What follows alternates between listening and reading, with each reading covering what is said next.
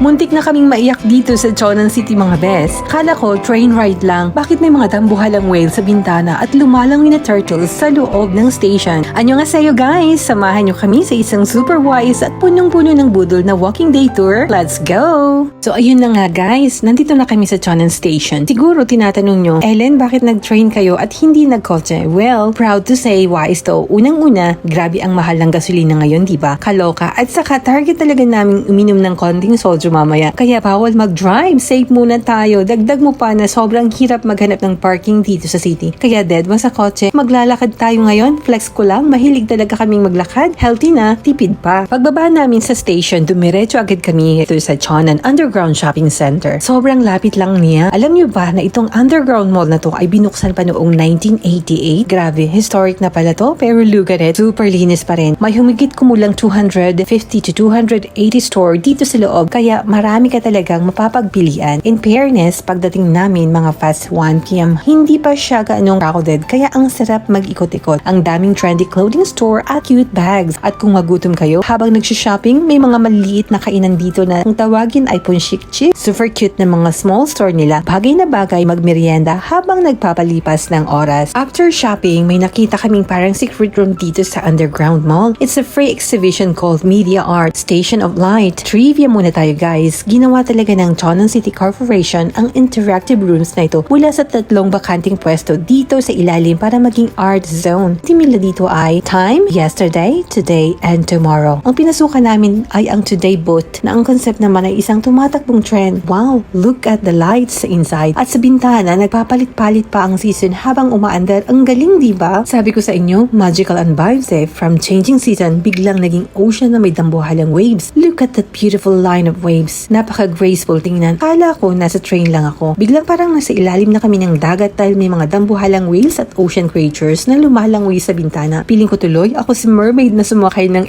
MRT Kaloka. At hindi lang sa bintana ha, pati sa loob ng train. May mga cute na turtles na sumasabay sa paglalakad mo. Aesthetic din ang transition. Guys, biglang naging star-filled moon at may napakagandang firework display pa. And at the end, ipinapakita ang ganda ng Chonan. Super immersive. Kung mahilig kayo sa digital art, mapapastay talaga kayo dito ng matagal para mag-video. Pagkatapos namin maging mermaid sa art booth, balik ikot uli kami sa underground. In fairness, talaga sa Chonan Underground ha, sobrang kintab at dulas ng sahig. Pwede ka nang sumayaw ng breakdance, charot. Super clean talaga. Habang naglalakad, dumaan kami sa isang napakagandang flower shop. Sabi ko naman kay Javi, Han, gusto ko ng flowers. Alam niyo ba ang sagot niya? Bibilhan daw niya ako mamaya basta hindi kami malalasing sa sojo. Nako, mukhang kailangan ko mag-behave nito mamaya. Ayan, akit na tayo sa hagdan para mag-exit. Lumabas kami dito sa bandang Chonan Station Market at pag-ahon mo, tumatambad agad sa amin itong napakalinis at modernong kalsada. Tingnan nyo, kahit may mga slope sa left and right, ang dulas pa rin ng tingnang daan.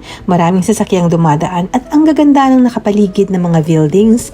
Ang sarap maglakad kapag ganito kalinis ang paligid. Ngayon naman, pasok tayo dito sa entrance ng Chonan Station Market. Fairness guys, hindi siya gaanong matao ngayon kaya ang sarap at ang daling mag-video dito. Did you know na itong market na ito ay may mahigit 70 years of history na? Nagsimula ito noong 1951 right after the Korean War nung nag-gather dito ang mga refugees. Kaya historic talaga ang vibe. Kaya don't be surprised, compact na maliit na neighborhood market lang talaga ito kumpara sa malalaking market sa Korea. Paglakad mo makakita ka ng mga tinda ng mga damit na pambabae at may madadaanan din kayong kurut kage. Ito yung mga tindahan ng mga kitchenware. Sa gitna naman ng market, napaka-colorful ng mga display na damit. Pero ang pinaka nakakaaliw guys, look at the floor. Dahil may urban regeneration project dito ang city, nilagyan nila ng kalsada ng trick art murals gaya nito. Akala mo totoong may hanging wooden bridge na may nakasabit na magagandang flowers at may hot air balloons pa sa gilid. Ang galing ng optical illusion. Muntik na akong kabahan. Akala ko mahuhulog ako. Charot. Sa dulo naman, may mga sariwang fruits and vegetables doon. Simple lang ang market na ito, pero hitik sa kasaysayan at sini. Pagkatapos namin sa market, dinala naman kami ng aming mga paa sa pinakasikat na kalsada dito, ang Manamro. Dito talaga ang sentro ng ganap sa Chonan guys. Sobrang busy ng streets, maraming kotse at napakalinis. Habang naglalakad, dumaan muna kami sa mga hilera ng damit ng mga nakatagong street food stall. Amoy na amoy mo yung masarap na punchik, gaya ng tupuk tteokbokki at odeng. Amoy pa lang, ulam na. Pero wait, control muna tayo dahil may ibang target ang aking mga mata ngayon. Ayan na nga guys, tumawid na kami ng malawak na crossbo dahil dinala ako ng aking radar sa dambuhalang Oliviang sa tapat. Sabi ko sa inyo, wais tayo ngayon. Pero pagdating sa budol ng K-Beauty Skincare at Cosmetic, nako, tiklop ang pagiging wise ko. Magpapadala ba tayo sa tukso? Kapasok sa Oliviang, diretso agad sa kailangan para sa aming skincare time.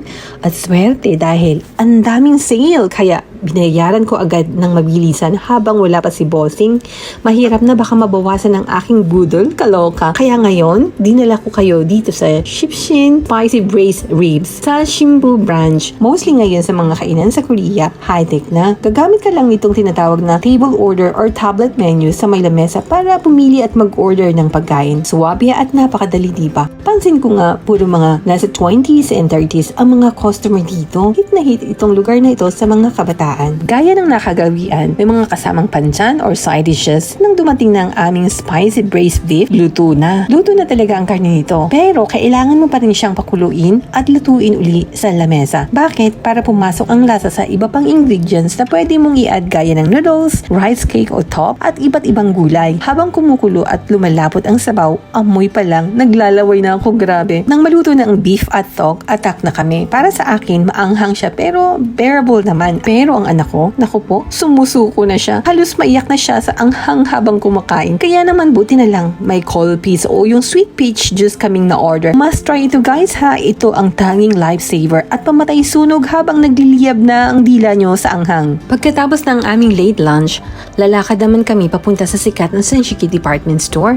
Pero habang tumatawid kami ng kalsada, may napansin kaming grupo ng mga tao na nagmamarcha. May mga banners, flags at mga kasama pang drums. Alam nyo ba guys, kakaiba ang rally o demonstration dito sa Korea. Dito napaka-orderly nila. Hindi sila yung pasigaw-sigaw na nagkakagulo. Lakad lang sila in two lines. Tinutugtog ang drums at mahinahong nagcha-chant o nagsasalita tungkol sa kanilang advokasya. Makikita nyo, may mga police officer din na kalmadong sumusunod sa kanila para siguraduhin safe ang lahat. Napakadisiplinado, di ba? Pumasok na kami sa loob ng department store para mag-window shopping muna. Paano ba naman, busog na busog pa rin kami sa kinain naming beef, kaya pampalipas oras lang muna habang nagpapatunaw, inikot namin mula first floor hanggang sa nakadating kami sa food court sa ibaba. Grabe, nag-uumapaw sa iba't ibang pagkain, pero may isang bagay talaga akong hinahanap. Itong paborito kong dried snack na gustong-gusto kong kinakain kapag bored ang bibig ko. Sunod na stop, syempre hindi mawawala ang paborito ng lahat, ang Daiso. Trivia muna, ang Daiso sa Korea ay kakaiba kumpara sa ibang bansa.